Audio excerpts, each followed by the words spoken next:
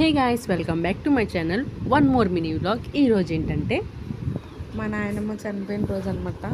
So మా నాయనమ్మ మాతో లేక 4 ఇయర్స్. ఇంకా మేము ఎలా సెలబ్రేషన్స్ చేసుకున్నామో మాతో పాటు మీరు కూడా చూడండి.